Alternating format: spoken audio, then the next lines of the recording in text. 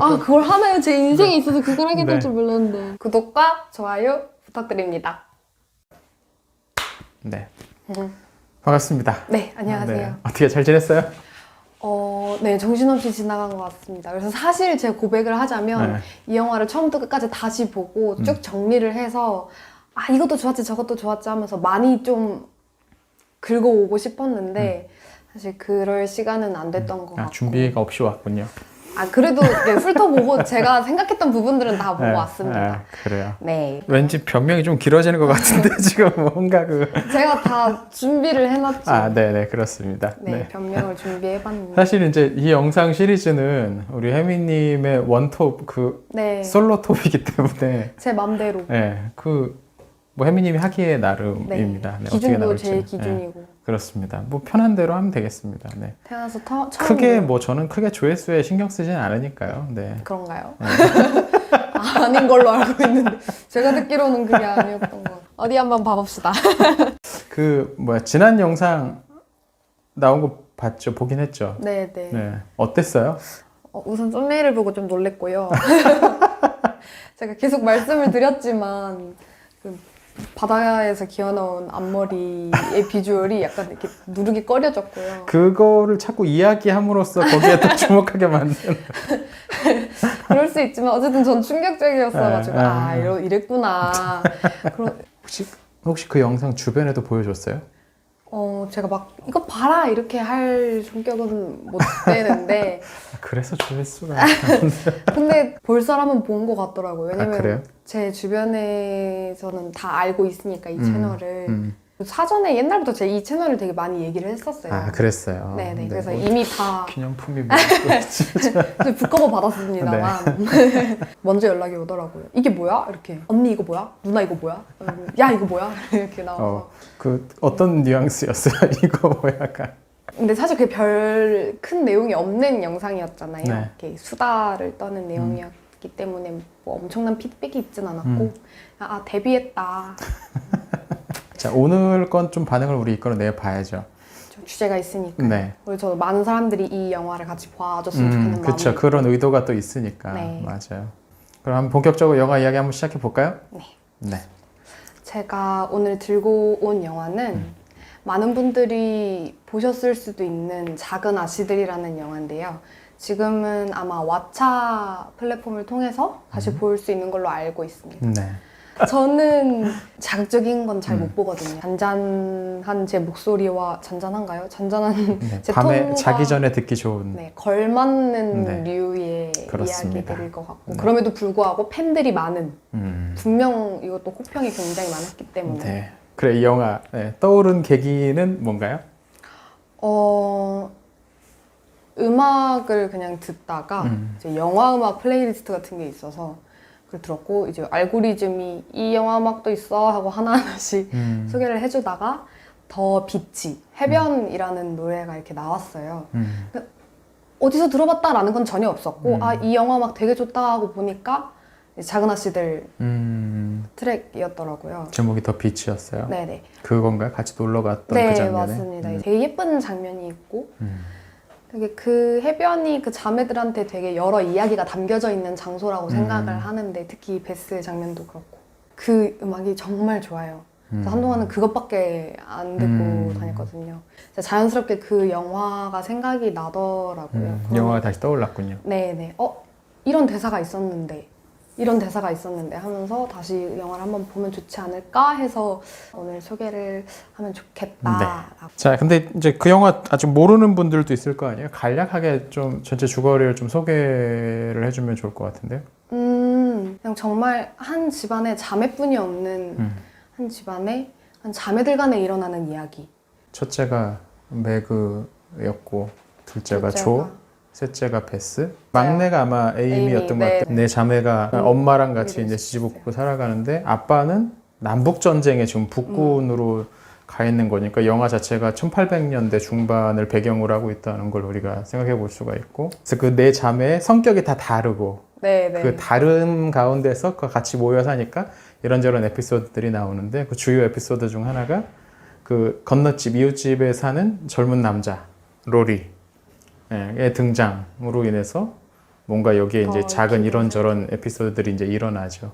근데 그 중에서도 그 4명 중에 혜미님은 제일 뭔가 매력적이라거나, 물론 대충 영화가 누구에게 집중하고 있긴 하지만 가장 뭔가 좀 마음이 간다거나 그런 캐릭터가 있다면 누구인 것 같아요? 사실 이 얘기를 인물 얘기하면서 하려고 했는데 네. 우선 내가 어떤 사람일까를 떠나서 마음이 가는 사람 저는 에이미더라고요. 사실 저는 이 이야기 자체를 원작은 사실 읽지 못했고 그 만화로 읽었어요. 그 당시 책을 읽을 때는 저는 베스가 너무 좋았어요. 왜냐면 우선 제일 착하게 나오고 피아노를 좋아하고 아량이 넓어 보인다 그래야 될까요? 이 영화에서는 에이미가 너무 매력적이더라고요. 제 생각엔 이 배우가 끌고 간 힘이 엄청났던 것 같기는 한데 어렸을 때 에이미보다는 그 7년 후 에이미가 확실히 뭔가 좀 강단이 있달까? 전 네, 그런 네. 느낌을 좀 받았었어요. 어쨌든 간에 그 가정으로부터 독립되어서 또 살아가고 있고 그러면서 스스로 정립해 나간 가치관 그리고 그럼에도 불구하고 그 가정에서 커온 감정들 공유한 추억들이 되게 매력적이었고 그리고 한편으로는 제 동생이 보이기도 했어요. 언니를 따라다니고 싶어하는 그 동생의 마음이라거나 그러게 에이미가 되게 언니 좋아하는 것 같아요. 그죠? 네, 네. 네. 펄은 정말 없어서 한번 꿀밤을 쥐어주고 싶을 수도 있는데 각 언니들마다 이 에이미가 어떤 점을 좋아하는지 되게 잘 보이고 막내로서 사랑받는 그 역할이 너무 잘 보여서 본인은 그러면 어떤 인물 같아요? 우선 저는 옛날에는 조라고 생각을 했어요. 왜냐면 저도 글 쓰는 걸 좋아하고 사람들이 생각하는 나보다 내가 조금 더 뭔가 나설 수 있는 게 있을 것 같고 그래서 조 같지 않을까라고 생각을 했는데 크면서 그 조의 기질이 정말 남다르다는 걸 제가 느꼈고 난 저 정도는 아닌 것 같은데 라는 생각을 하면서 글쎄요 저는 그 베스와 매그 그 어둠에 있는 것 같아요. 본인은 스스로 착한 캐릭터라고 생각을 하시는군요. 착하다기보다는 치고 나가는 사람이 되긴 힘들겠다는 생각이 들어요. 어떻게 보면 현실을 수능을 하면서도 행복할 줄 아는 인물들이잖아요. 매그와 베스는. 심지어 베스는 약간 이 세상을 초월한 것 같은 얘기를 많이 해준단 말이죠. 어떻게 보면은 되게 수능적이고 어떻게까지 보면 수동적이라고도 해석할 수 있겠지만 제가 살아가다 보니 되게 그런 자세가 오히려 네, 크게 느껴질 때가 있고 그런 분이랍니다, 여러분. 되고 싶습니다. 네. 네, 이상향도 거기에 있고 일단 저는 매그 너무 예쁘지 않나요? 인물을 이야기하고 있지 않습니까? 엠마 왓슨을 이야기하고 있는 게 아닙니다. 네, 근데 깜짝 놀랐어요. 처음에 전 이제 그걸 전혀 누가 나오는지도 보지 않고 바로 영화부터 이제 봤었으니까. 네네. 봤는데 그 장면에서 초반부에 그 옷감 사고서 이제 친구의 꼬리에 빠져가지고 이렇게 되게 그냥 집에 이제 문 앞에 이렇게 쪼그려 앉아가지고 애들 이제 막 그런가 하면서 약간 그 힘없이 이렇게 딱 앉아 있는데 너무 예쁜 거야. 어떻게 해놔도 이거 뭐야 도대체. 어떻게 해놔도 맞아요. 그러니까 되게 그게 분위기가 추레한 삶에서 어떤 삶의 가난의 어떤 이렇게 네. 무게에 눌려가지고 힘들어하는 피곤한 어떤 그런 장면이었는데 너무 예쁘더라. 깜짝 놀랐다. 그럴 수밖에 없는. 네. 사실 이 부분에 있어서 좀 제가 생각난 대사를 연결지어서 얘기를 해보자면 매그가 결혼을 할 때 조가 너무 속상해하잖아요. 언니는 결혼해서 그렇게 될 사람이 아닌데 언니는 배우를 하고 계속 연극을 해야 될 사람인데 결혼하지 말고 나랑 같이 지내자 이렇게 할 때 언니가 너가 생각하는 꿈이랑 다르다고 해서 그게 중요하지 않은 게 아니고 그게 다른 사람의 꿈이 안 되는 게 아니야 라고 이야기를 하는데 저는 그 깨달음이 저한테 주는 게 너무 좋았던 거예요. 그래서 저도 그런 말을 할 수 있는 사람이 되었으면 좋겠고 그러다 보니까 좀 매그가 되고 싶은 마음에 매그 같다라고 얘기를 하지 않았나. 지금 그 얘기를 하기 위해서 이렇게 길게 돌아서 지금 거기로 온 겁니까? 대사도 이제 원래 이 두 대사를 갖고 왔었거든요. 그래, 그거에 대해서 어떻게 생각해요? 매그의 선택. 가난한 가정교사랑 결혼한 거잖아요. 그렇죠. 사랑을 택한 네. 것이죠. 어떤 사교계에 대비해서 뭔가 근데 그게 마음이 아예 없었던 건 또 아니었고 그죠? 본인도 어떤 그 사교계에서 화려한 삶에 대한 생각들이 있었는데 네. 그 가정교사가 꼬셔가지고 참 결혼을 했어요. 꼬셔가지고. 네. 본인이 그 둘 중에 하나를 선택할 수 있다면 제가요? 혜미님은 어떤 선택을 할 것 같아요? 화려한 연예계 데뷔와 연예계 데뷔요? 이것도 부담스러워요. 제가 걔는 카메라 앞은 쉽지 않아요. 연예계는 아니면 가난하지만 사랑하는 사람과 가정을 이루는 것. 뭐 이런 둘 중에 선택지가 있다면 아니 뭐 이게 연예계 데뷔가 아니라도 제 꿈에 뭔 큰 관련된. 성공이라든지 사회적으로 어떤 높은 지위나 유명해지는 거 뭐 그걸 도울 수도 있겠죠. 네네네. 어떨 것 같아요? 저는 근데 요즘 그냥 계속 생각하고 있었던 게 제가 어떤 선택을 할지는 저도 잘 모르겠더라고요. 사랑을 선택하기에는 그간에 살아왔던 삶에서 그렇게 큰 격동이 없었고 그리고 그런 낭만이 있는가도 의문이고 그렇다고 해서 내가 이 꿈을 그렇게까지 쫓을까? 라고 고민했을 때에 모든 걸 뒷전으로 하고 이걸 붙잡고 말겠다는 열망도 없어서 참 애매한 위치에 있는데 근데 제가 요즘 생각하고 있는 건 요즘 사람들이 꿈을 위해서 포기하는 게 굉장히 많잖아요. 어쨌든 내 시간을 어떻게든 거기에 더 투자하기 위해서 뭐 가정도 포기하고 뭐 결혼도 포기하고 내가 조금 더 누릴 수 있는 것들을 포기해가면서까지 올인을 하는 사람들이 있는데 그렇기 때문에 가정을 선택하는 사람들 결혼 때문에 꿈을 포기하는 여자들을 마치 사회적으로 도태된 것처럼 이야기하고 그러니까 희생했다고 이야기를 하는 게 저는 조금 마음이 아프더라고요. 결국은 그 두 가지를 모두 선택할 수 있어야, 그러니까 내가 뭐 꿈을 선택하든 가정을 선택하든 두 가지 선택을 내가 다 갖고 있는 게 자유 아닌가?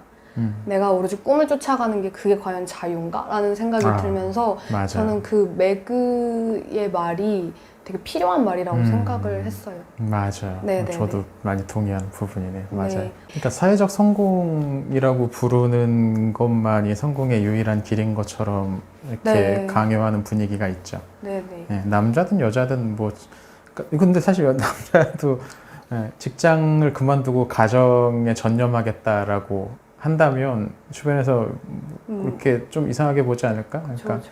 좀 그런 느낌이 조금씩 있는 것 같아요. 맞아. 사회를 포기하는데 어떻게 가정이 쓰냐 이런 말을 들을 수 있겠지만 물론 심지어 이 둘 중 하나를 선택해야 되는 현실이 고달프죠. 둘 다 가질 수 있으면 너무 좋은데 그런데 뭐 제 커리어 때문에 결혼은 안 하려고요 라고 말하는 거는 끄덕끄덕. 근데 저는 가정을 지키기 위해 그냥 직장 그만두려고요 이러면은 되게 전통적 여성상이시군요. 이런 말을 듣는 게 너무 안타깝다는 거죠. 그래서 맞아. 조가 워낙에 중심 인물로 많이 나와가지고 조와 관련된 장면 중에 저는 기억에 남는 게 많이 있더라고요. 특히 이제 초반에 그 뉴욕으로 가가지고 작가 되겠다고 막 글 쓰고 막 이제 하면서 프레드릭이랑 만나잖아요. 독일계 이민자랑 네네.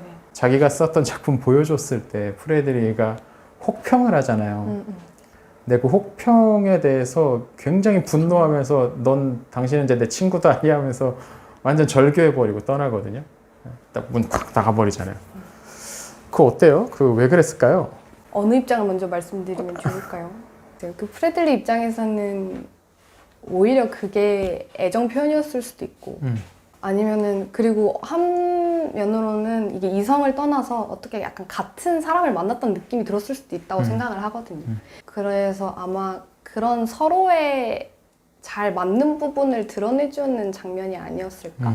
저는 그게 아직 조가 어렸기 때문이 아닌가 싶은 생각도 들어요. 물론 설정상 20대 중반쯤이었으니까 그치? 그 나이 때는 저럴 수 있어. 누가 자기가 쓴 뭔가에 대해서 혹평을 했을 때 저렇게 막 불에 댄 듯이 이렇게 반응할 수 있겠다라는 생각이 전 좀 들었었어요. 복합적으로 생각을 해보면 조의 성격은 워낙에 불같고 그런 면도 있고 또 한편은 이게 교수님한테 합평받는 자리가 아니잖아요. 그냥 이렇게 얘기를 나누는 자리인데 혹평만을 쏟아냈단 말이에요. 그래도 글 쓰는 사람의 자존심인데 이게 뭐 어디 내가 이 사람한테 빌빌 길어서 돈을 받아야 되는 상황도 아니고 한번 봐줘 이래서 그리고 항상 즐거운 너 글 너무 좋아. 글을 계속 써줬으면 좋겠어. 이런 얘기 듣다가 지금 안 그래도 지금 약간의 신경전이 있는 상태에서 그런 말을 들었으면 자존심 문제가 되게 크지 않았어요. 약간 감정이입인가요?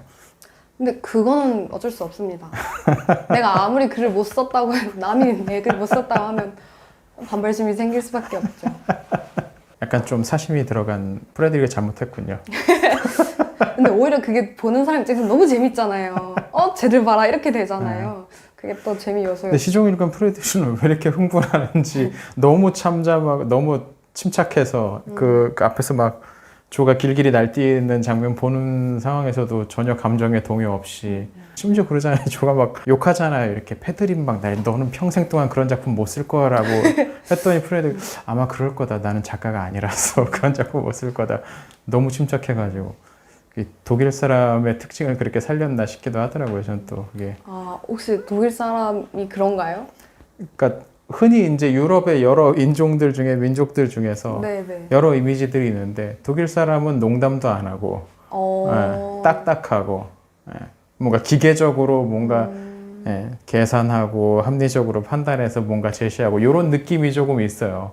독일 사람들에 대한 느낌이. 프랑스 사람 하면 왠지 뭔가 낭만적일 것 같은 느낌이 있고 그런 분위기들이 있잖아요. 이제 독일 사람들이라서 그렇게 묘사를 한 건 아닌가 싶기도 하고 전 그랬어요. 그거 보면서.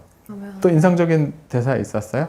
장면을 꼽는다면 우리 모두의 배경화면에 몇 개가 그러니까 저장되어 있을 수도 있는데 그 작은 아씨를 배경화면 치면 가장 먼저 나오는 장면이 이제 로리랑 둘이 들판에서 이제 고백하기 전 그 장면, 해지는 장면이 나오는데 너무 사심을 반영한 그 우리 모두에게 그런 배경이 있을 거라고 생각하나요? 아니 왜냐면 제가 만나는 사람마다 그게 배경화면인 그랬어요? 거예요. 네. 약간 그쯤 되면 약간 그 인간관계가 좀 여러분 편향. 작은 아씨를 배경화면 치면 그게 제일 먼저 나오고요. 영화 배경화면을 치면 그게 제일 먼저 나옵니다. 그렇습니다. 라라랜드와 투탑으로 꼽히는 배경화면.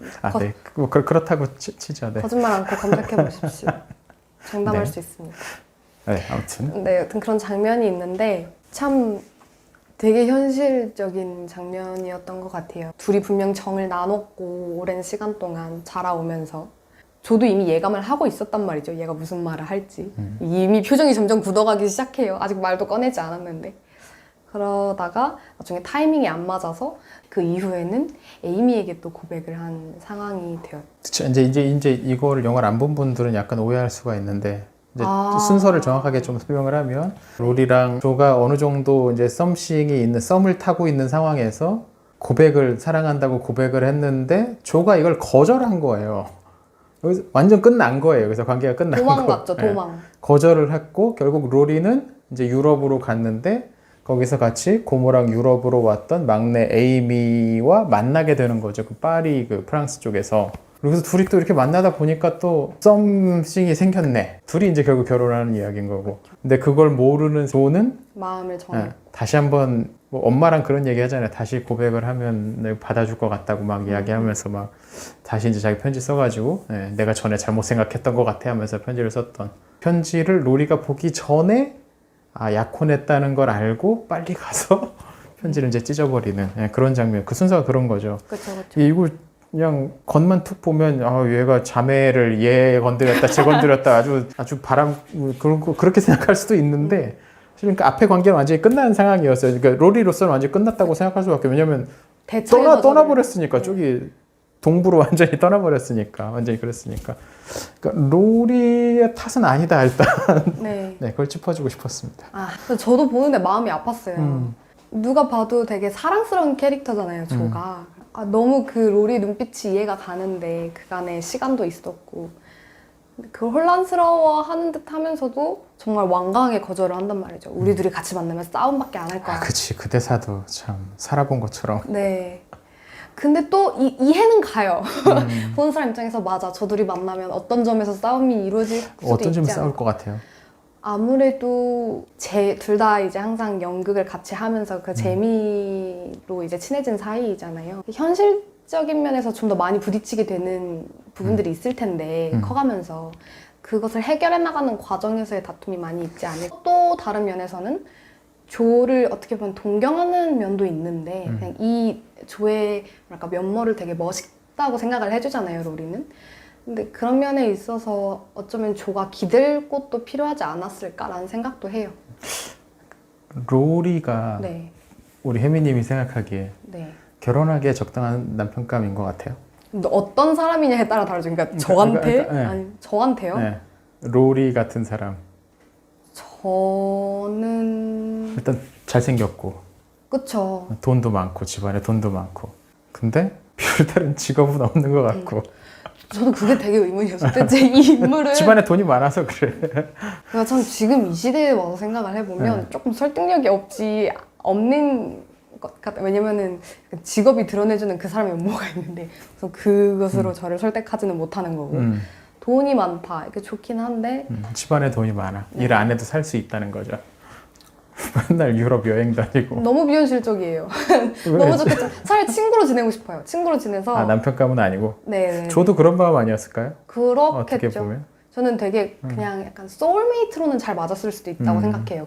안정감을 주는 존재인가? 그치, 안정감은 없죠. 사실 약간 불안해 보일 수도 있을 것 같아요. 네, 워낙 또 자유로운 모습처럼 보이니까. 에이미가 뭐 완전 극딜러잖아요. 초반에 그 로리한테 빈둥거리고 일도 없이 막 하면서 막 극딜러잖아요. 그렇군요. 약간 부담스럽군요. 네, 좀 건드릴 수 없는 사람 같아 보여요.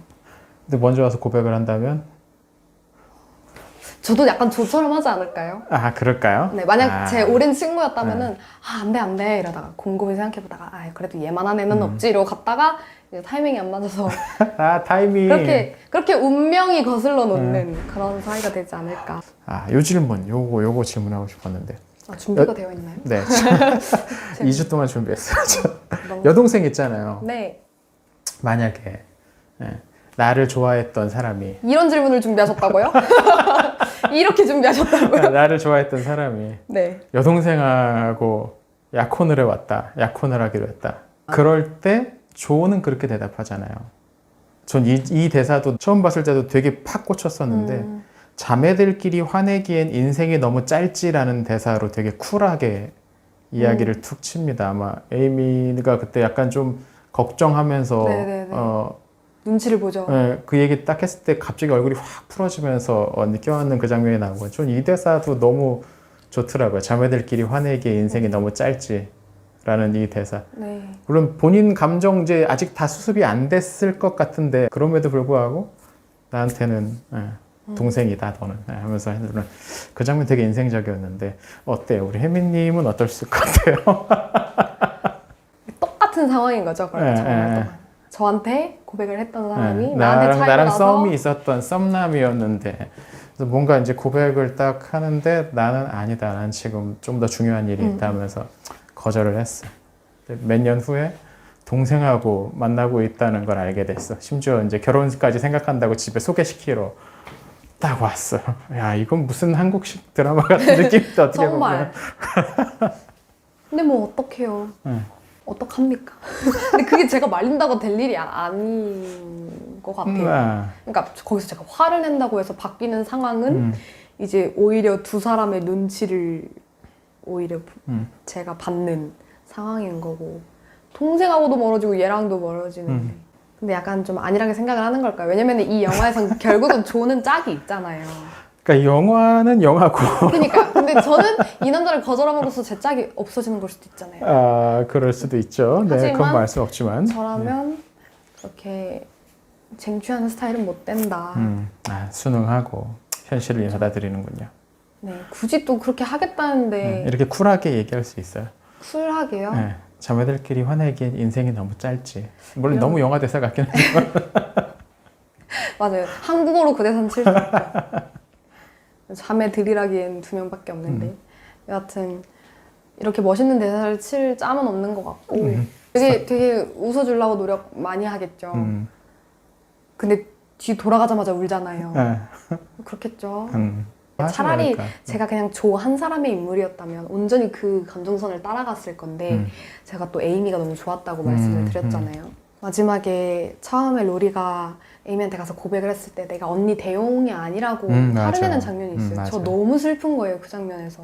언제나 줄줄줄줄 따라다니면서 자기도 마음이 있었는데 그 사람이 나한테 오는 게 자존심도 상하고 자존심 센데 자존심도 상하고 그런 너무 아픈 마음이 있었어요. 근데 나중에 이게 진짜 마음인 것 같다는 어쨌든 본인의 확신도 있었을 거고 그랬을 때 언니에게 이 말을 꺼내는 에이미의 입장은 어땠을까도 너무 잘 이해가 되고 조심스럽게 꺼냈을 때 그 에이미 표정이 싹 풀리잖아요. 그게 또 뭔가 제가 언니 입장에서 그런 건지 모르겠는데 너무 마음이 놓이는 거예요. 그 풀리는 얼굴을 보면서 가엾기도 하고 그동안 얼마나 언니 아래에서 언니 것을 동경해오면서 살았을까 이런 생각도 들어요. 그런 게 좀 확실히 있나요? 이 자매들끼리 있을 때 언니에 대한 사실 둘러보면 워낙 다양한 그치, 자매들이 그렇긴 있긴 하죠. 한데 네, 그렇긴 하죠. 그냥 어릴 때 모습을 보면은 좀 비슷한 것 같아요, 다들. 보면 동생들이 언니 따라다니고 언니들이 동생 내쳐요. 귀찮죠. 내가 놀고 싶은데 쟤를 챙겨야 되니까. 근데 뭐 그 형제에서도 드러나는 것 같긴 한데, 하여튼 그게 만약 좋은 관계로 계속 유지가 된다는 전제 하에 그 동생들은 엄마보다 언니 말에 신뢰성을 좀 두는 경향이 그래요? 많은 것 같아요. 제 자랑인가요? 아쉬운 동생은 그러고 있다. 네. 또 저는 엄마한테 집중이 많이 가더라고요. 음. 엄마 캐릭터가 참 이상적이에요. 그럴 수가 있을까요? 맞아, 엄마도 참, 네. 마더 테레사죠. 그러니까요. 그래서 저는 이걸 처음 볼 때는 몰랐어요. 극장에서 볼 때는 오히려 그 캐릭터에 집중하기 바빴는데 다시 볼 때는 이 자매들이 힘들어할 때마다 엄마가 옆에 있어주잖아요. 한 번씩. 그러면서 날려주는 그 멘트 하나하나가 이게 가능한가? 그래, 오히려 이런 엄마여서 이런 자매들을 키울 수 있었나? 그래서 한편으로는 뒤로 좀 빠졌을 때 이 자매의 조합이 혹시 엄마 아닐까? 이런 생각도 그러니까 그 자매가 그렇게 성격이 다 다른데도 불구하고 네네. 크게 싸우지 않고 다투지 않고 모일 수 있었던 건 결국 부모 때문이 아니었을까. 그런 엄마 제일 가장 많이 닮은 건 베스였죠, 어쩌면. 그럴 수도 있어요. 네, 엄마의 모습 그대로 닮아가는 게 베스였던 것 같고. 이웃집 챙기라는 말을 유일하게 혼자 시킨 기억하고 것도. 있고. 그것 때문에 병도 걸리고. 그러니까요. 네. 최종적으로 보면 그것 때문에 죽었다고 해도 과언이 그렇죠. 아닌데 네. 자, 이 영화를 왜 봐야 됩니까? 왜 왜 봐야? 하필 이 영화를 제일 먼저 골랐나요? 언제든지 누구에게나 분명한 메시지가 있을 수 있는 영화라 생각합니다. 분명 이 영화 어디에선가 우리가 있고 그렇기 때문에 또 때에 따라서 그게 달라 보이는 것도 있고 그건 일단 등장인물이 많아가지고 이렇게 그런 일도 좀 비비기 빠지고. 좋죠. 그렇죠. 사실 그게 강점인 것도 같아요.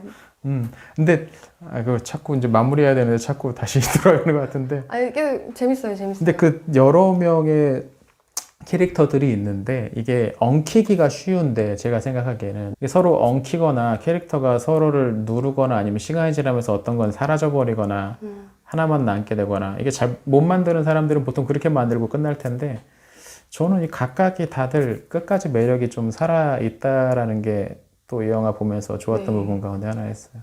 결국에는 전체가 주인공이다 보니까 엄마가 맞고 대부모님의 말씀이 맞고 이런 게 사실 아닌 거잖아요. 그 누구와 함께 그들의 삶을 따라가더라도 행복한 삶이 있는 거고 사실 그 가운데 또 자매가 있었다 이런 따스운 가족 얘기였어요. 자매가 중요했어요. 네. 네, 아니, 그렇습니다. 참 그러니까 싫어하기 어려운 영화예요 사실. 그렇지 않습니까? 번외로 추천을 드리고 싶은 건 아까도 이제 말씀드렸었는데 이 감독의 전작이 레이디 버그는 만화고요. 레이디 버드라는 영화가 있는데 거기에 엄마는 또 여기처럼 이렇게 이상적이지 않아요. 그러면서 이제 한 사춘기를 맞이하면서 소녀가 자신의 정체성을 찾아 나가는데 이제 엄마랑 부딪히는 그런 이야기들이 나온단 말이죠.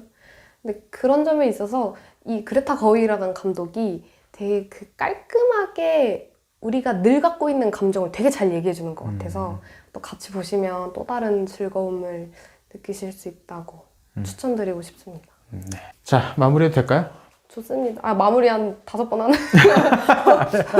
아니, 아까는 이제 결론부를 이렇게 싸매는 거였고. 언제 하는 건지. 네.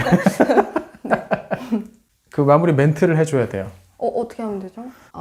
계속 즐거이 이 영화 이야기를 나누고 싶다면 함께 구독과 좋아요 눌러주시고 많은 이야기들을 댓글로 남겨주시면 더 즐거운 소통에 도움이 될 것 같습니다. 이건 감사합니다. 뭐야? 제가 원래 제스처가 정말 많거든요. 네.